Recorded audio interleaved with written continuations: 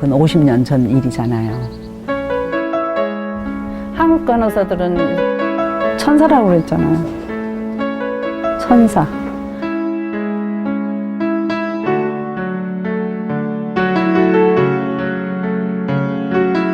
이렇게 선배들께서 물려주신 좋은 한국의 간호를 세계적으로 펼치는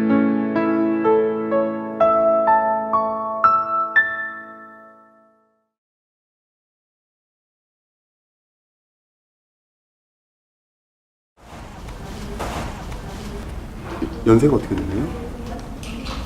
37년생입니다. 37년생.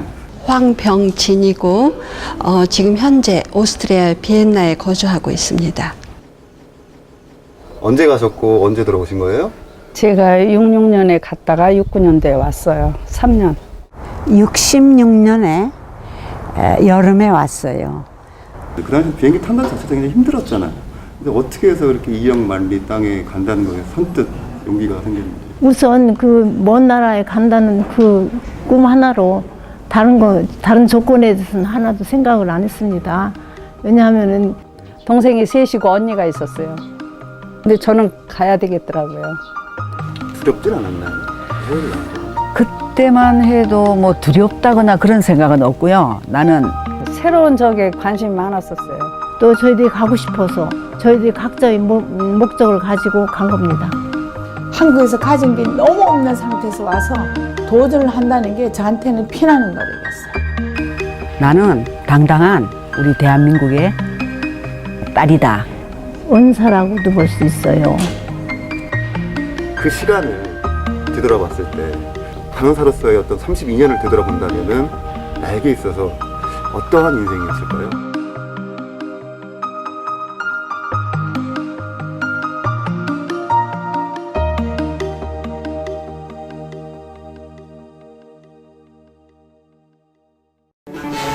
(60년) 봄 제4대 정부통령 선거전이 개막됐다.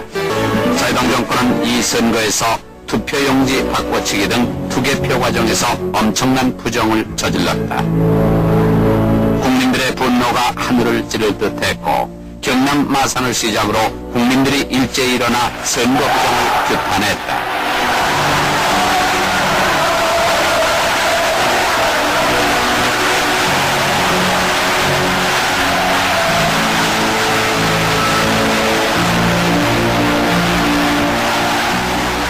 그때 한국이 조금 불안했어요. 정치적으로 총성 소리도 자주 났었고 너무 가난하고 경제라든가 모든 게 너무 그러한 열악한 환경 아니었습니까?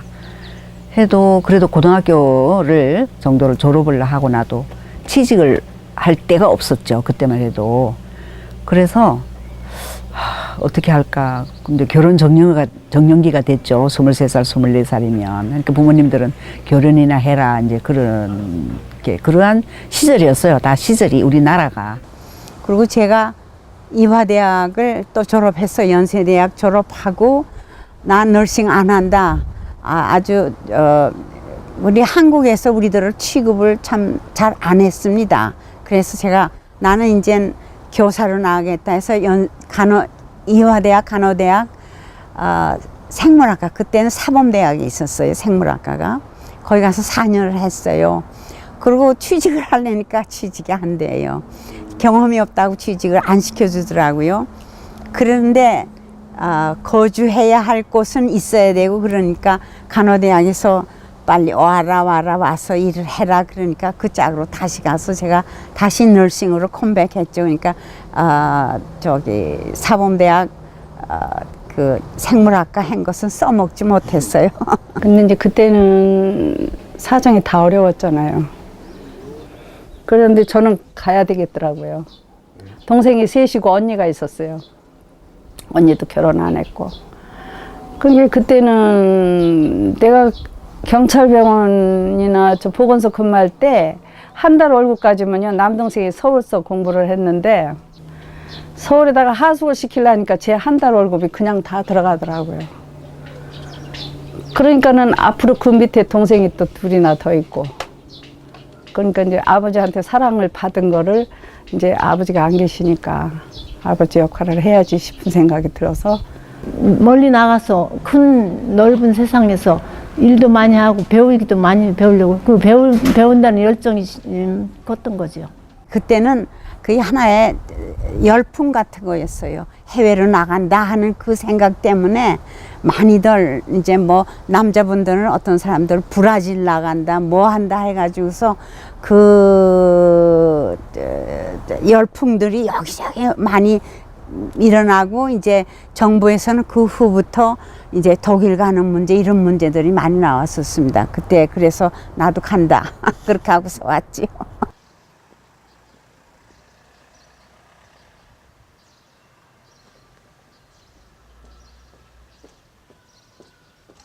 이곳 남해군 삼동면에 위치한 독일 마을은 1960년대 한국의 근대화와 경제 발전에 헌신한 독일 거주 교포들의 정착생활 지원과 은퇴 후 삶의 터전 마련을 위해 남해군이 30여억 원을 들여 기반을 조성한 곳이다.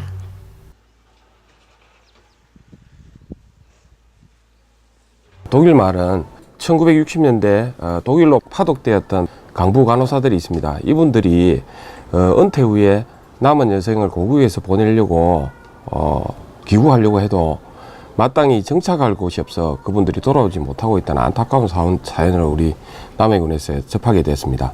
예, 그래서 그분들이 남은 여생을 고국에서 편안하게 보낼 수 있도록 하기 위해서 남해군에서 독일 마을을 조성을 했고, 그리고 이곳을 찾는 또 관광객들이 많이 오고 있습니다. 그분들에게 독일 마을의 그 조성 취지와 파독 역사를 쉽게 소개하기 위해서 파독 전시관을 건립하게 되었습니다.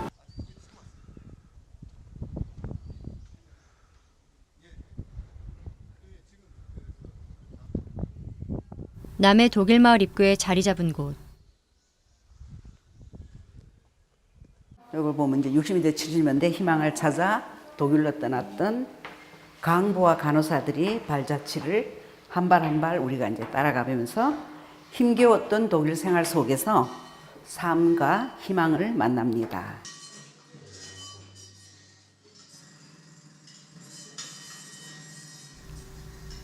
입구에서부터 들려오는 채광음 소리.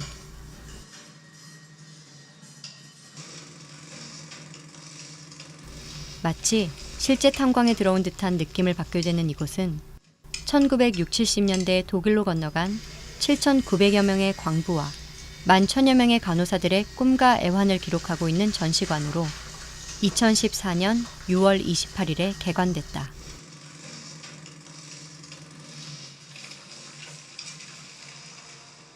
유리창 너머로 보이는 간호사 가운과 각종 생활용품들.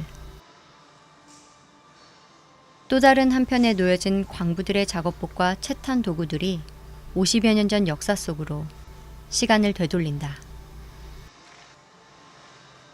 같은 시간 속 다른 공간에 있었던 그들의 삶의 모습이 지금은 우리의 기억 속에 아련한 향수와 추억으로 한자리를 차지하고 있다.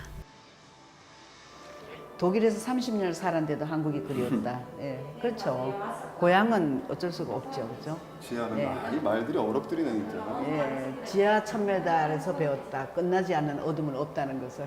끝나지 참 않는 외국 가가지고 일을 한다는 거 그렇잖아요. 그래 한 1, 2년은 언어가 안 통해서 언어 때문에 많이 이제 고생을 하죠. 예, 저기 저 한복이 예, 이 한복인 거예요. 50년 넘게 이렇게 보관을 잘 해주셨어.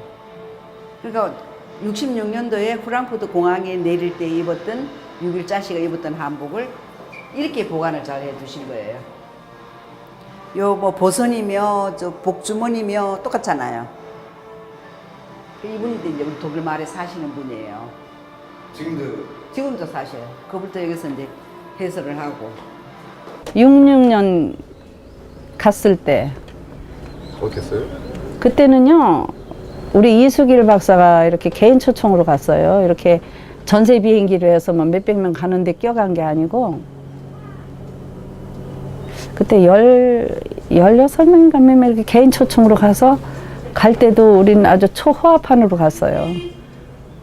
일본에서 하루 자고 로마에서 하루 자고 3일 걸려서 갔어요.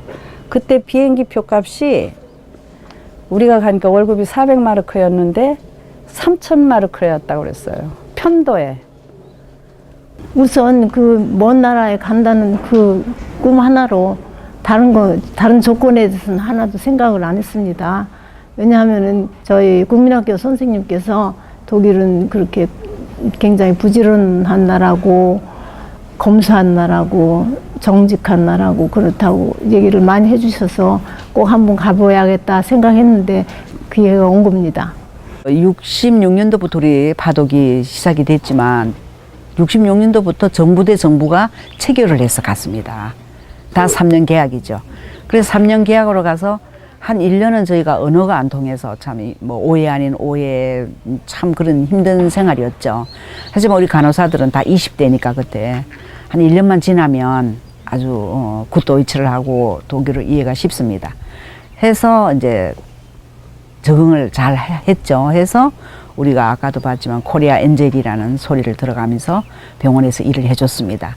해서 독일 병원 측에서 우리 한국 간호사들을 너무 잘 보고 정말 한국에 온 천사들이라는 말까지 하면서 좋은 호평을 받고 저희들이 병원에서 일을 했죠. 해서 3년 계약으로 갔다가 이제 30년이 지나게 됐죠. 당시 한국 간호사 월급의 6배가 넘는 임금은 대부분이 가족이 있는 한국으로 보내졌다. 한국 총 수출액의 30%가 넘는 송금액은 대한민국 경제 발전의 큰 주축이 됐고 낯선 이국 땅에서 그들이 버틸 수 있는 자긍심으로 이어졌다.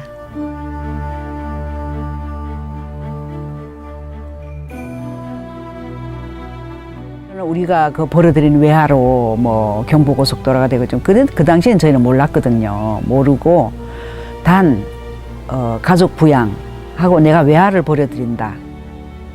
외화를 참 이렇게 많이 번다는 그런 거에서 저는 일을 하면서도 항상 감사하는 마음으로 일을 했습니다. 저는 항상 독일이라는 나라에 고마움을 느끼고 삽니다.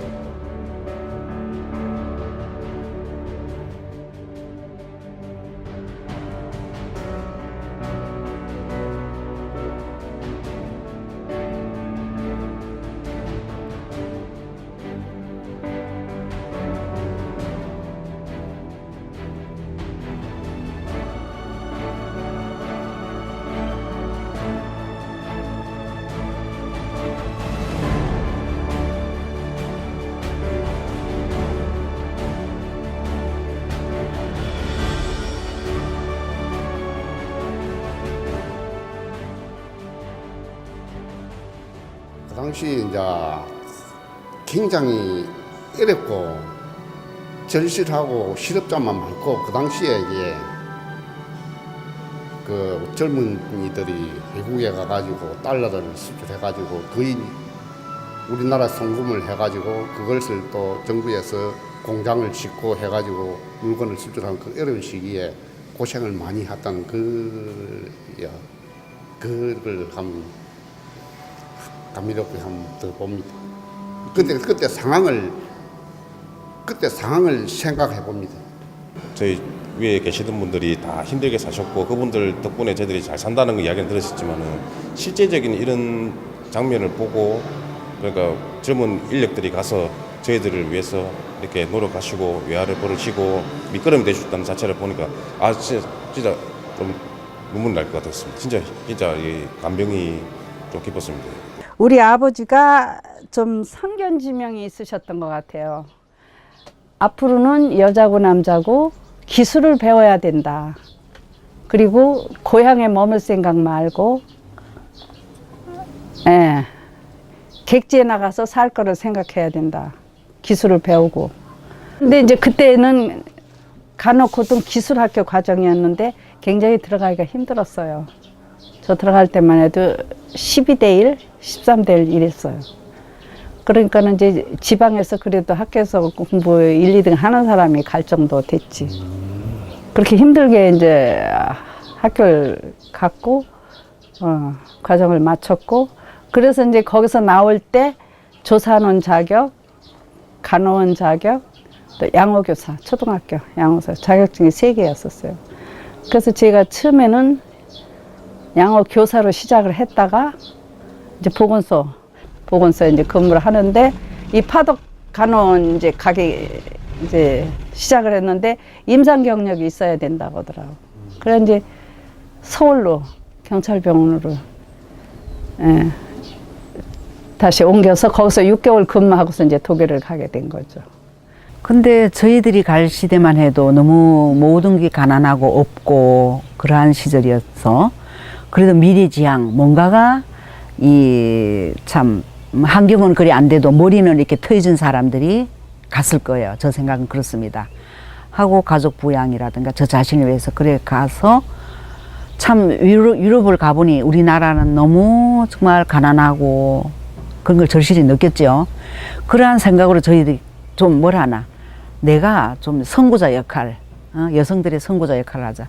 그때는 여성들이라면 직업도 많이 가지는 사람도 없었잖아요. 70년대만 해도.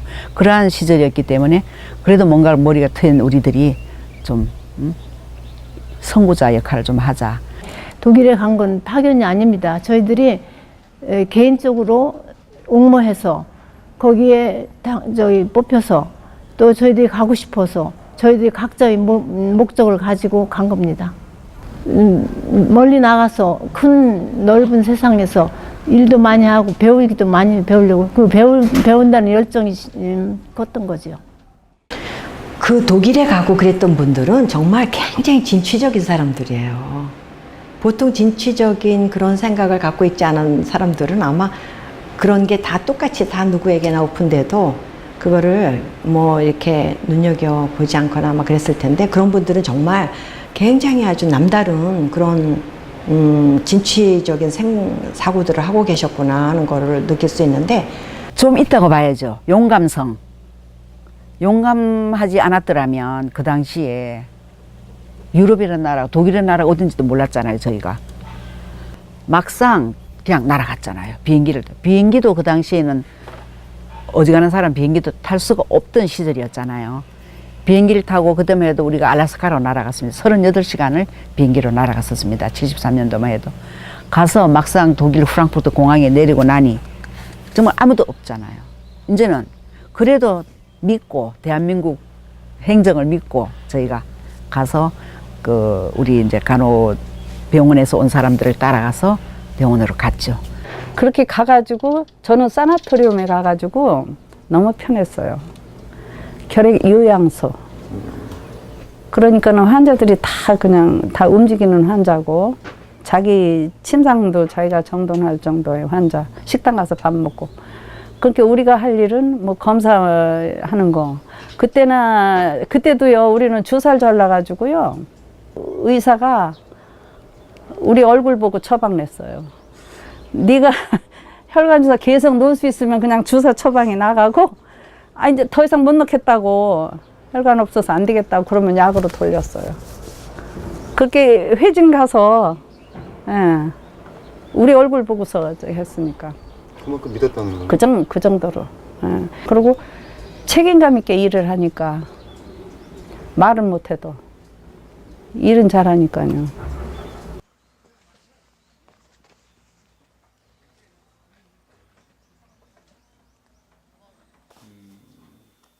생일자들이나 뭐 저기 먹을 거 있으면 이렇게 내와서 저 위버갑의 시간에 12시 그때 해요. 굉장히 큰 병동이었었어요. 안병동이 2병실이. 2004년도 한국으로 귀국해 남해 독일 마을에 거주하고 있는 박미자 씨. 이 페이지 만들어준 것만 해도 엄청난 사람의 의사들도 참 좋았어요. 조금은 특이한 그녀의 이력이 눈에 들어온다. 이렇게 한마디씩 다 했잖아. 1966년 3년 계약의 독일 간호사 일을 마치고 꽃다발 한국으로 귀국한 뒤 내가 다시 잡채를 50세의 했는데 늦은 그렇게 나이에 맛있게 독일로 건너간 인물이다. 먹더라고. 그런 게 뭐냐면은 임머바이디 아르바이트만 항상 나보고 일을 했다고. 임머 항상 일벌레? 그러니까 예, 가만히 있지를 못하고 일을 했다는 거지. 92년도에 갔을 때는요, 제가 거기 독일 수간원 보고 그랬어요. 나 하우스프라우, 그러니까 가정주부로 여태 있다가 왔으니까 그동안에 의학이 많이 발전을 했을 테니까 나는 가정주부로 있었으니까 처음부터 하나부터 열까지 다 배우겠다 그랬어요. 니들 하나씩을. 그러니까 처음에는 내가 니네들 하는 거를 그냥 보겠다. 그리고 나중에 내가 판단해서 했어요. 그러면서 이제 제가 생각하기를 이 병실을 나 혼자 맡겨도 내가 감당해 나갈 수 있는 실력을 이제 쌓아야지 하고서는 많이 노력을 했죠. 어떤 경우라도 나 혼자 다 감당해 나갈 수 있는 그런 이제 능력을 키워야지 하고서. 그러고서 이제 열심히 했어요. 예, 선생님. 50살 때. 아, 이 선생님 50살 때요? 예, 이게 이제 병원 유셉 하스피탈 내가 들어가는 거고. 그러면 이거는 몇 년도에 선물을 선생님께서 받으신? 10년, 2004년도 3월 말에 제가 왔으니까. 2004년도. 그러니까 11년 됐죠? 2004년도 3월 말에 제가 왔어요. 이건, 예, 이때만 해도. 이게 우리 병원. 이 공원이 300년 넘었대요. 이게 그럼 처음 가셨던 그 병원? 아니요, 처음이 아니라 나중에죠. 나중에? 92년도에 갔을 때. 처음에 66년, 69년 때는 앨범 없었어요. 그냥 사진만. 이게 굉장히 오랜 시간 동안 만든 건데 그러면은. 예, 그래가지고 모르게 이제 저 모르게 이렇게 한 거예요. 이제 그러니까 얘가 이제 독일어로 이제 한 마디씩 다 해서 얘는 이제 한국애고 거기서 이제 12년간의 추억을 구해가지고 얘는 한 병실에 있었대요. 한국에. 이게 수간호사고 이게 간호과장. 그 다 이렇게 글을 해줬더라고요. 이건 수간호사가 리베미아에서 독일어로. 아니 우리 수간호사가 어떻게 했냐면 내가 휴일날 마늘을 먹고 나가면 막 마늘 냄새 난다고 사람들이 막 그래요. 그러면은 광고를 해요. 쟤는 휴일에 한국 음식, 마늘 많이 넣은 한국 음식을 먹고 나와야 일을 한다. 제가 이 병실 일을 얼마를 하는데 그거 음식을 먹고 나와야 일을 하기 때문에 니네들 마늘 냄새 낸다 소리 하지 말라고. 입도 뻥끗 말라고. 막 그랬었어요. 참 생각하면요. 온실에서 정말 3년을 그렇게 있다 왔어요. 그러니까 나중에 또 갈망을 먹었지. 처음에 가가지고서는요. 전화가 와서 왔는지 무슨 말을 했는지 누가 했는지도 몰라요. 그러면서도 제가 병실을 지켰어요. 혼자. 그러면은 이제 그 수간호사가 나오면 제가 그랬어요. 내가 전화를 받았는데 누가 했는지 어떤 말을 했는지 난 모르겠다. 그래도 그 말은 전했어요. 그러니까 그만큼 책임감은 있었어요. 굉장히 열심히 일했어요. 꾀부리고 그런 게 없었어요. 그래서 저희들이 그런 거는 인정받았습니다. They work so hard 그런 소리는 많이 들었어요. 그러니까 못하는 대신에 열심히고 모르는 대신에 미리 들어가서 준비하고 알아보고 책 보고 이렇게 한 것들은 저희들 한국 간호사들이 칭찬받았던 여러 가지 점이었습니다. 그러니까 뭔가 떨어지지 않기 위해서 노력한 거죠.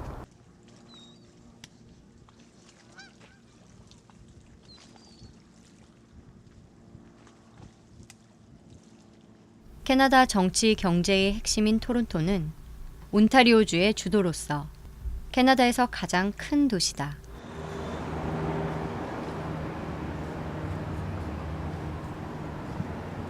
인구의 약 40%가 온타리오주에 거주하고 있을 정도로 이곳 토론토를 중심으로 캐나다의 경기는 활발하게 움직이고 있다.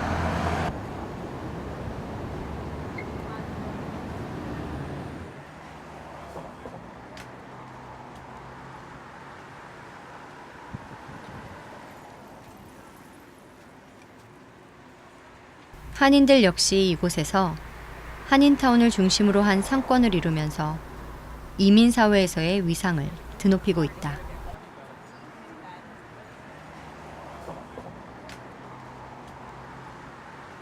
한인들의 이민은 1965년 캐나다로의 이민 문호가 열리면서 본격화됐다.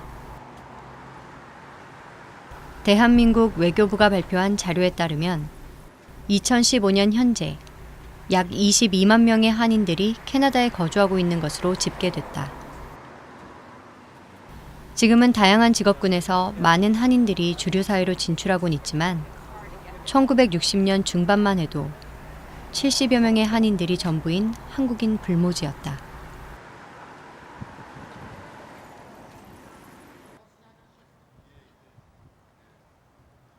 저기 오자가 굉장히 많다고 이거예요. 근데 어디서 발간했는지도 기억도 안 나고 지금 여기에 출판사 이름이 없어. 출판사 이름이 실수야. 없어요?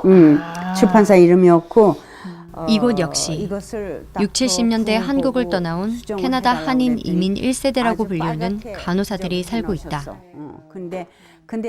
한국에서 간호 교육을 받은 후 새로운 도전을 위해 캐나다에서 치열한 삶을 살아온 그들이다. 하느라고 우리들이 애썼어. 그거 87년도에 만들었습니다. 여기에는 저기 다 우리가 분주하고 바쁘지만 교민 사회를 위해서 소책자를 하고자 했지만 그것보다는 오히려 우리들이 부족한 점이 있었던 것들을 생각해서 우선 검사물이라든지 이런 것들에 대해서 먼저 이걸 시작을 해서 했어요.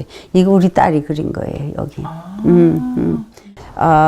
저희들은 독일 생각은 전혀 안 했고 뭐 별로 그렇게 독일보다는 이 북미가 흥미가 있었고 그때는 한참 제가 수도 의과대학 간호학과에서 근무하고 있을 때인데 그 미국 잡지라든지 이런 것들을 보고서 저희들이 어플라이 했습니다.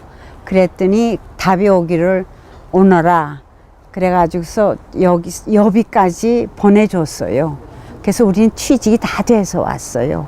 WHO 세계보건기구가 그 폐결핵을 퇴치하기 위해서 한국을 나왔을 때 9명의 그 보건간호사들을 뽑았어요.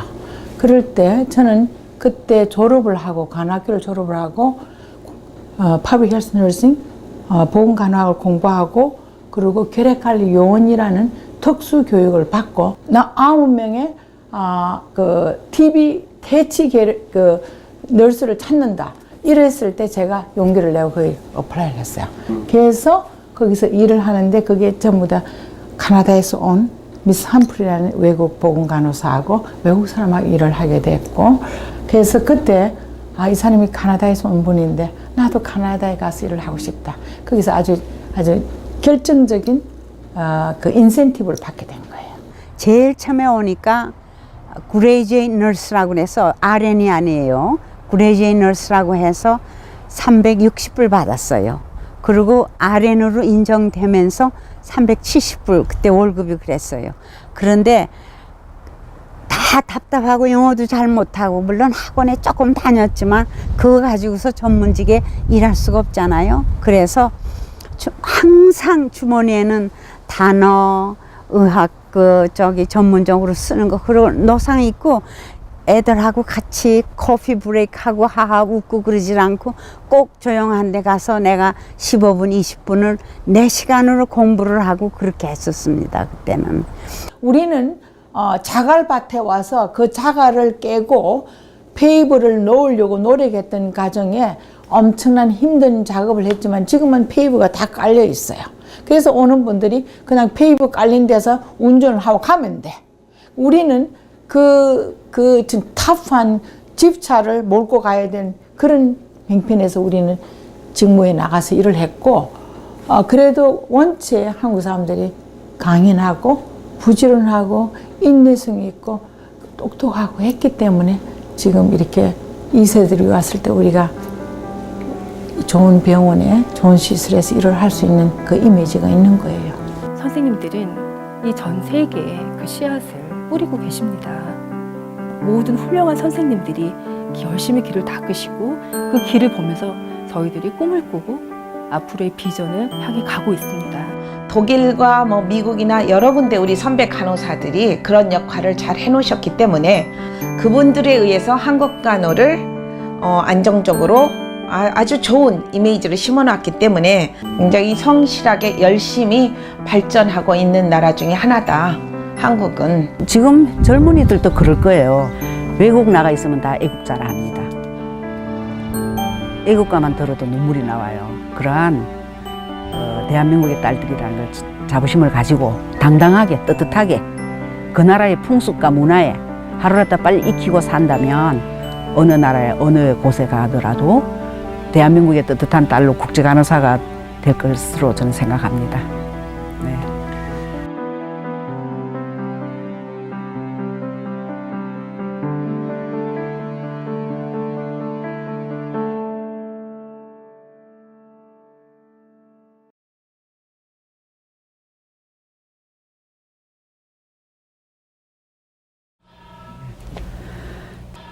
그건 50년 전 일이잖아요. 한국 간호사들은 천사라고 그랬잖아요. 천사.